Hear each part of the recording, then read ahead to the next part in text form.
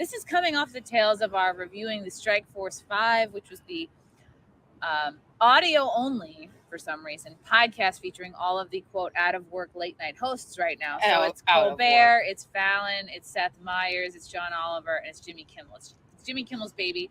Obviously, if you want to watch the full recap, I did a breakdown stream with Carl from Who Are These Pods and Ryan Kinnell. But this is now an interesting article to see out of the New York Post, page 6.com. Tonight Show staffers claim Jimmy Fallon is erratic, seems drunk at toxic workplace. Hell yeah, maybe I like Jimmy Fallon now. You know what? He's just going back to his roots. Like, the people that work for him were not aware of the Jimmy Fallon drunken karaoke years that preceded his late night spotlight. Yeah, he's not just like I giggle all the time. Woo-hoo, I'm a really nice guy. He's a partier. He likes to have fun. Tonight Show staffers have accused Jimmy Fallon of showing erratic behavior in what they deem a toxic work environment. 2 current and 14 former employees, ranging from production crew members to office staffers to show writers, dished on their alleged negative experience. So are they really, is erratic this the end of late night? Because he's the coolest one of them all to me. Erratic behavior and toxicity is like my wheelhouse. I love that. I love you, Jimmy Fallon. Dr. Drew, Jimmy Fallon. Wow. Okay, as a bombshell report published by Rolling Stone. Rolling Stones are like the leftist cunty narcs of the world. They used to be cool. Yeah, I thought it was cool. I don't know. I haven't care looked at about music and fucking rock and roll, and now they're just like, meh. How can we cancel people? This report came out Thursday, in which they claimed there are good Jimmy days and bad Jimmy days. Oh, guess what? That's the deal with literally any fucking boss you work for anywhere. Or any human. This is how humans are. They're going to have days where they're unbearable. Yeah. And whether they're drunk or not is like kind of irrelevant. I think it's up to the individual how much they want to work while drunk. And if you're the boss, if you're the host, maybe it's how you can drink on. I think you can drink on the job if you know what I mean. Like whatever works for you. If you're not passed out and you're there, whatever. If you're the boss, it's a show. It's not like he's a doctor. Right. He's not doing any incisions. I used to bone an anesthesiologist. Wow. Biggest alcoholic though I have ever met. Really? It would terrify me because that's the most dangerous one. We'd wake up in the morning, he would still be wasted. I'm like, where are you going? He would take a shot. He was like, I gotta go.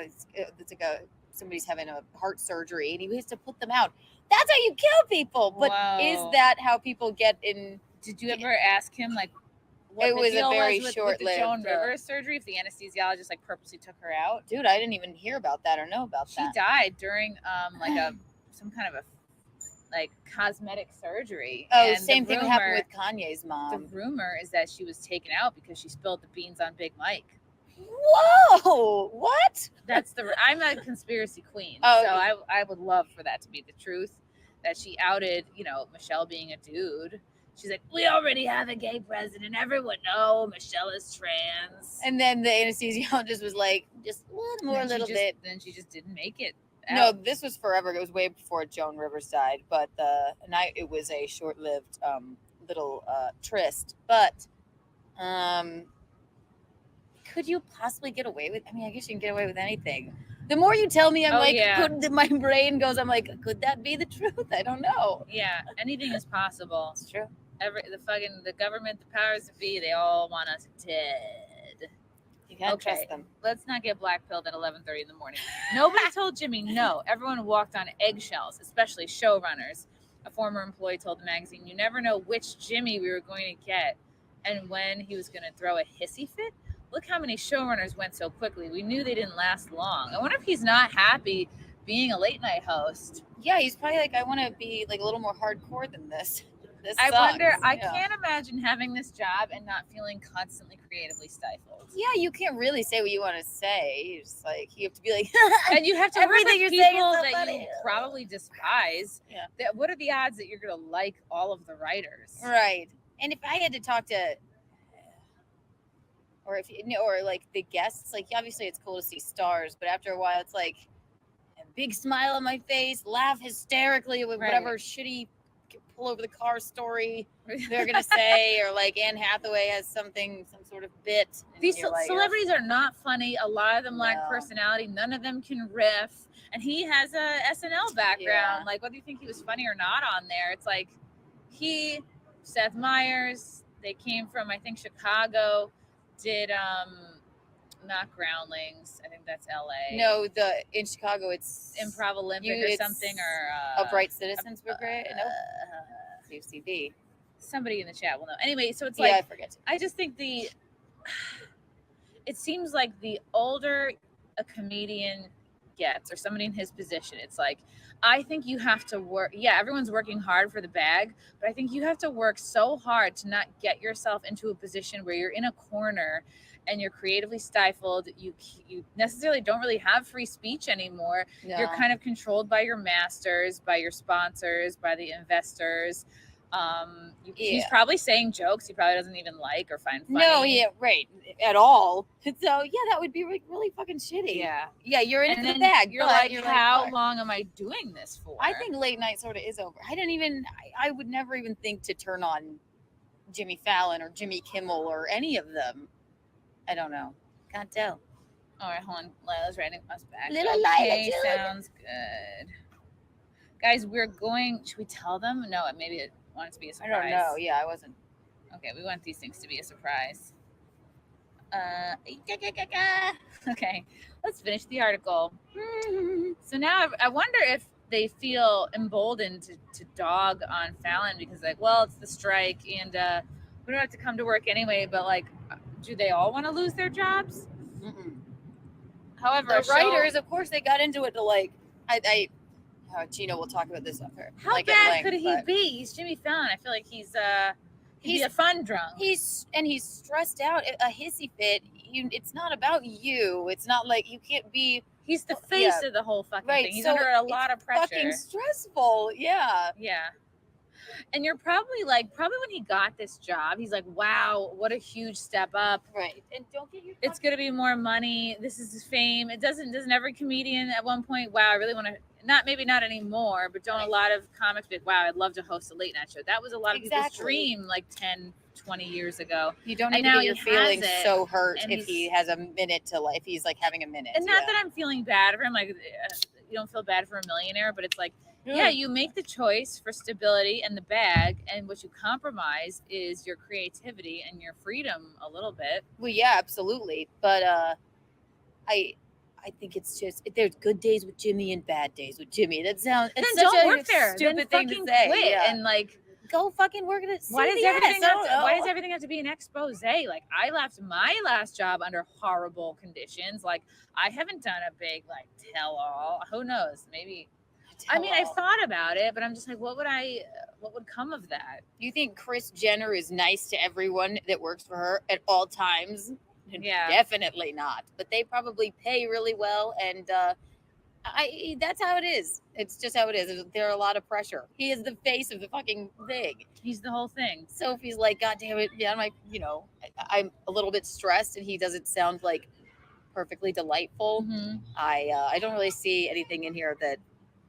So the former staffers, they're telling us exclusively that the work environment has significantly shifted over time since the new showrunner Chris Miller joined last May. He brought a renewed enthusiasm and positive energy to the show, a source tells, page 6. Chris prides himself on being available to the staff and a transparent leader. Okay, he's exactly what the show needed. I mean, who was doing that before? I don't think that's necessarily Jimmy's fault. I think it's like he's the talent, and your job is to support him. He's exactly what the show needed. Another producer on the show tells page 6 that Fallon is extremely engaged with the staff, and the atmosphere is very different. Okay, so you need a good manager.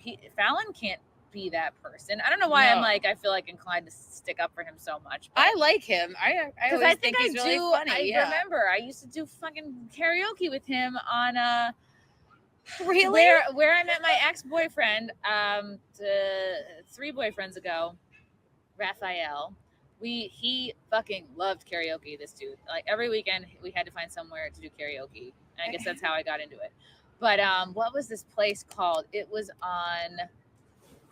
near the the original Shake Shack in a park. I think I want to say like Not one of those like karaoke rooms like in Koreatown, like a no, it's not in place. Koreatown. It's like halfway between 3rd Avenue and like Union Square, sort of.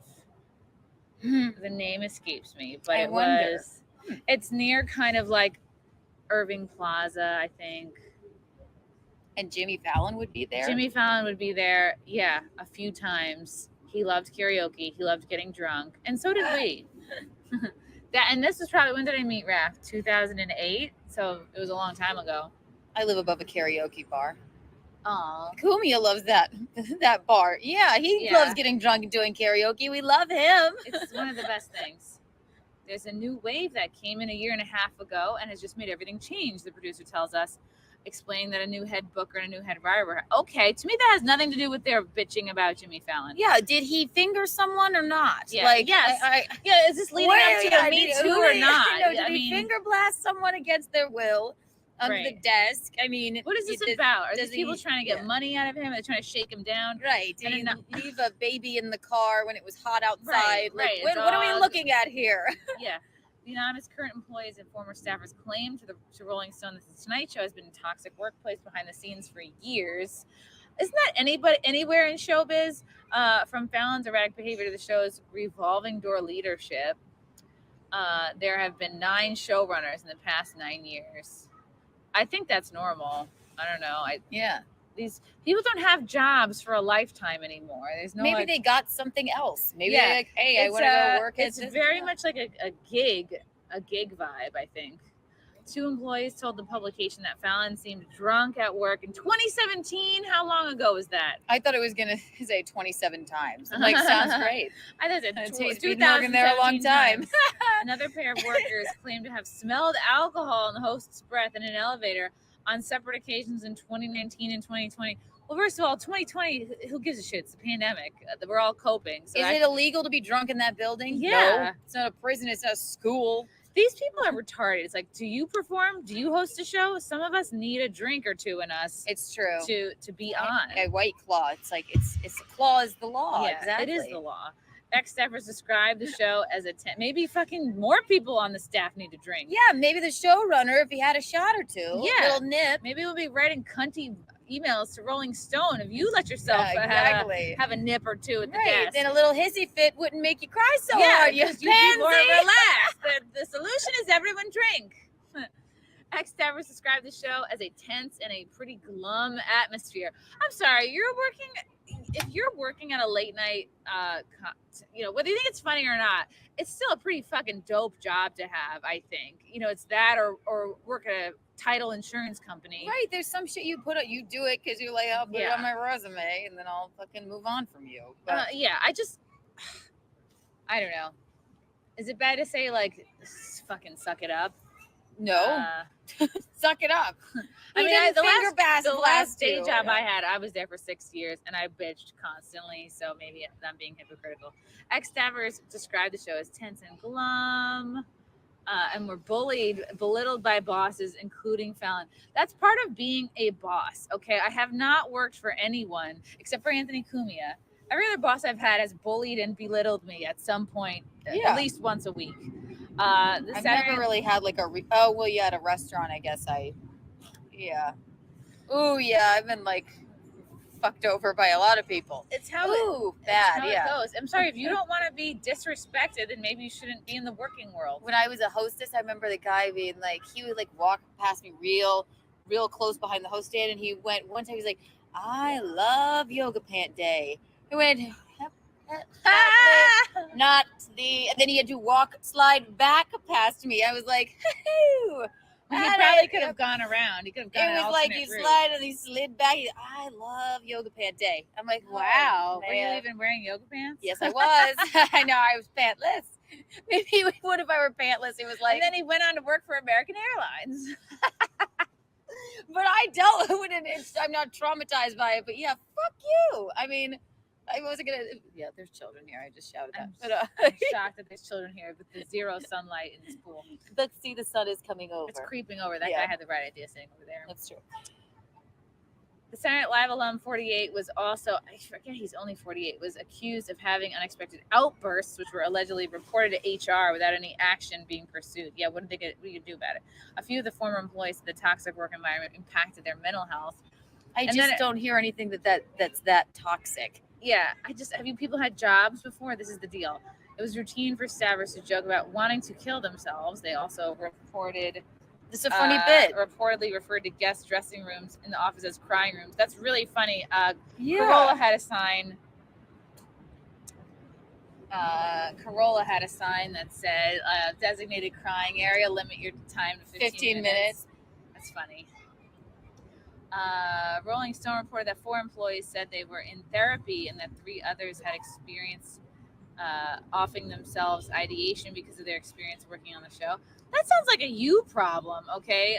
Wait, and you know what? No one actually killed themselves as of yet.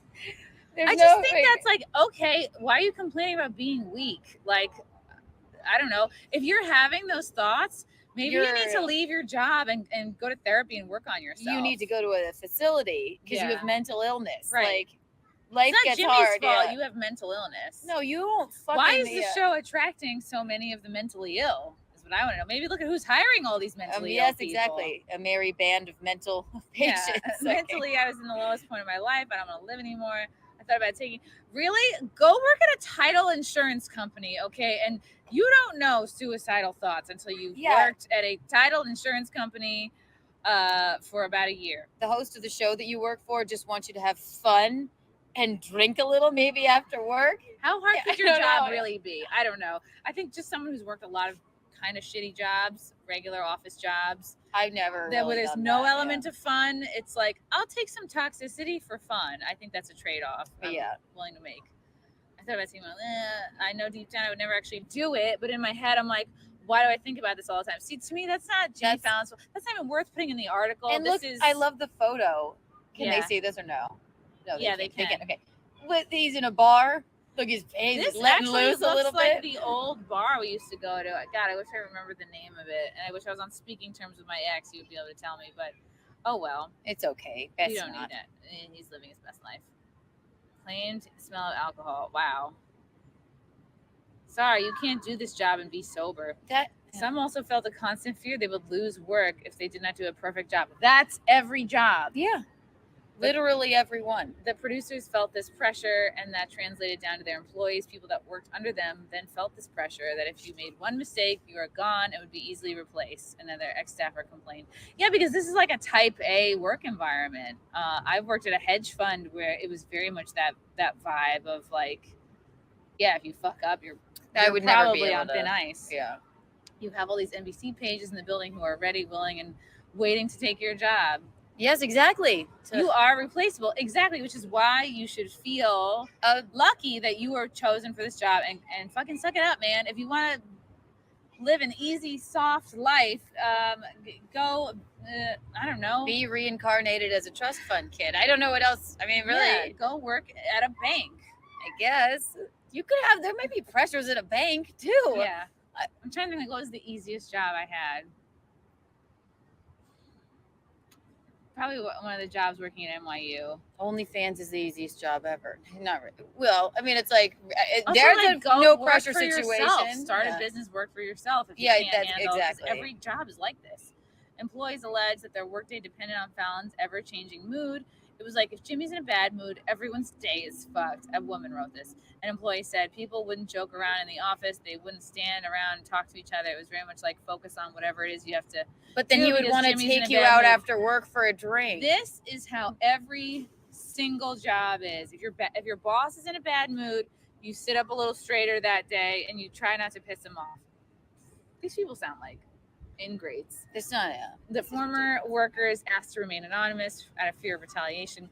The magazine reported that many of the ex-employees either exited the show to protect their mental health or these are weak people they're hiring, or they were fired. Fallon has yet to publicly respond to the accusations, though NBC defended its late night program without directly addressing the host himself. We're incredibly proud of the Tonight Show, and proving a respectful working environment is a top priority.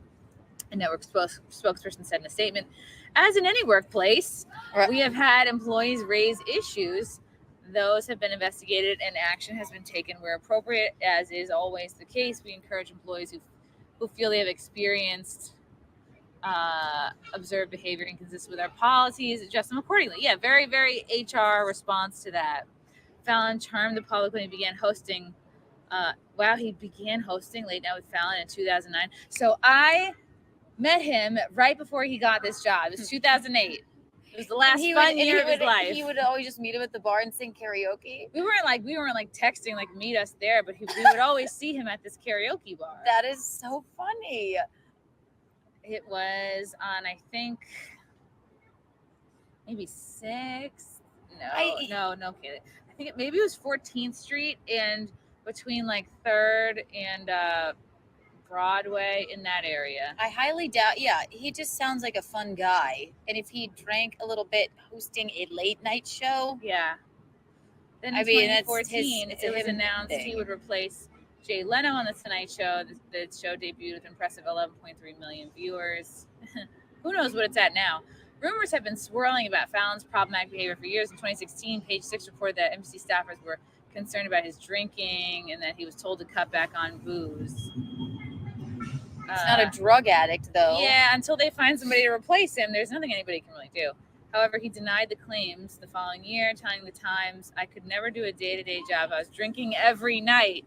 That's just kicking you when you're down. Notice I said every night? It's like, no, I'll drink during the day. A loophole. Wow. I don't know. I think, he's dealing with the decisions he's made. He's made his bed, and I think he's laying in it. He's lying in it. He's lying in it. Love you guys. Thank you for the chats. Thank you for the comments. I will see you guys tomorrow. Bye. Bye. All right. Love you guys. God, I don't even want to leave. This candle smells so good. I don't want to leave. All right. Love you guys. Talk to you soon. Bye. Love you all. Join the Discord. Feet. Love you all. Wow. You guys are awesome. Love you, get it. Bye, guys. Bye. Now I'm really leaving. Love you. Bye.